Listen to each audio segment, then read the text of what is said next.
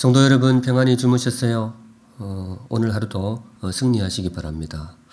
여러모로 힘겨운 상황이 계속되고 있지만은 샘물 성도님들 믿음으로 인내하시고 믿음으로 협력하시고 그렇게 승리하는 시간이 되시기 바랍니다. 목사로서 말씀 묵상으로 여러분들을 응원하고 싶습니다. 큐티 본문에 따라서 당분간 영상으로 여러분들을 매일 아침 찾아뵐 계획으로 있습니다. 말씀과 함께 승리하는 하루하루가 되시면 좋겠습니다. 오늘 말씀은 마태복음 18장 1절에서 6절 말씀인데요. 제가 한번 읽어드릴게요. 그때 제자들이 예수께 나와 이르되 천국에서는 누가 크니까? 예수께서 한 어린아이를 불러 그들 가운데 세우시고 이르시되 진실로 너희에게 이르노니 너희가 돌이켜 어린아이들과 같이 되지 아니하면 결단코 천국에 들어가지 못하리라. 그러므로 누구든지 이 어린아이와 같이 자기를 낮추는 사람이 천국에서 큰 자니라. 또 누구든지 내 이름으로 이런 어린아이 하나를 영접하면 곧 나를 영접함이니 누구든지 나를 믿는 이 작은 자 중 하나를 실족하게 하면 차라리 연자 맷돌이 그 목에 달려서 깊은 바다에 빠뜨려지는 것이 나으니라. 오늘의 말씀은 큰 사람입니다. 작은 사람이 아니고 큰 사람. 사랑하는 샘물 성도 여러분, 큰 사람이 되시기 바랍니다. 어떤 사람이 큰 사람일까요? 키가 크다고 큰 사람은 아니겠죠. 몸무게 많이 나간다고 큰 사람도 아니고 권력이 있다고 큰 사람도 아닙니다. 물론 세상에서는 사람의 크기를 그런 걸로 잴 수도 있겠습니다만은 성경의 눈은 다릅니다. 주님이 바라보시는 진정한 사람의 크기는 조금 다른 곳에 있습니다. 누가 큰 사람이냐? 오늘 본문에서 주님이 그 진리를 가르쳐 주시는데요.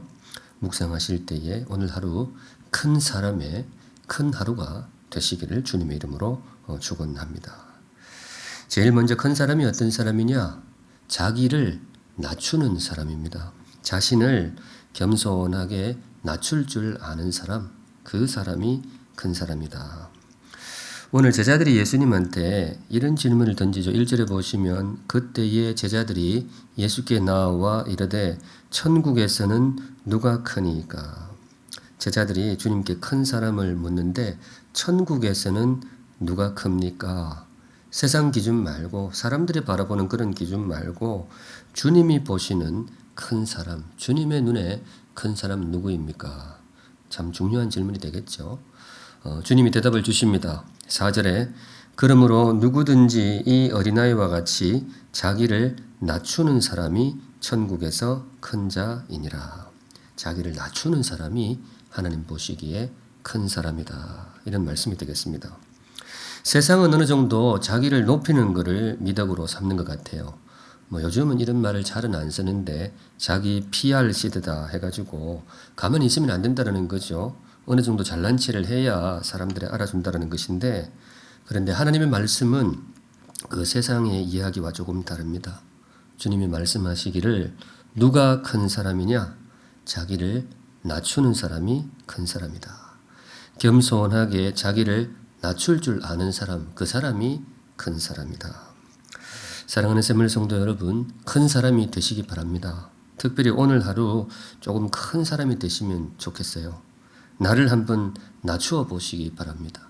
자랑할 것 조금 덜 자랑하고 내세우고 싶은 것 조금 덜 내세우고 그렇게 겸손하게 자신을 낮추면서 하루를 보낼 수 있다면 어제보다 부쩍 성장한 하루가 될 것입니다. 또 누가 큰 사람이냐? 주님이 이런 말씀도 주시네요. 다른 사람을 높이는 사람이 큰 사람이다. 나를 낮추는 사람이 크다고 했는데 다른 사람까지 낮추면 안 되겠죠.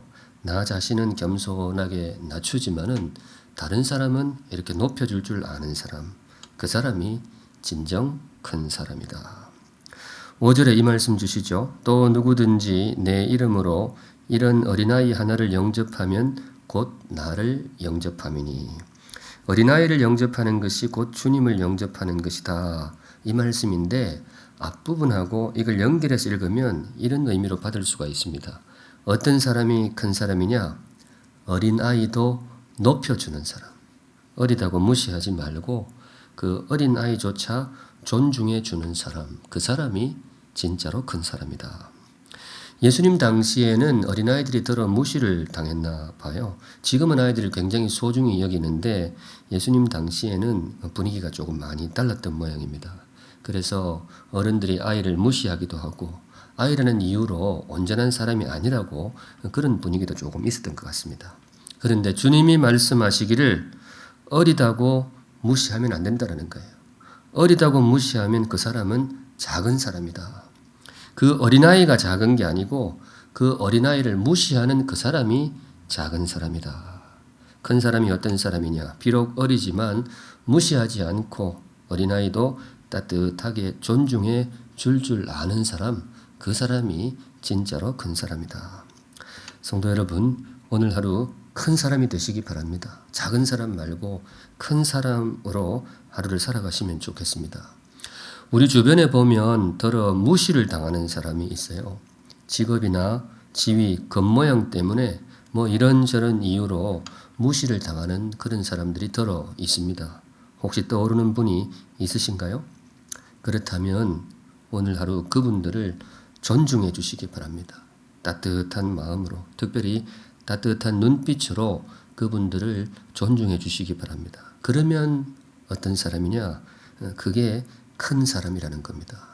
주의 백성다운 큰 사람이구나. 주님께서 많이 칭찬하시는 하루가 될 것입니다.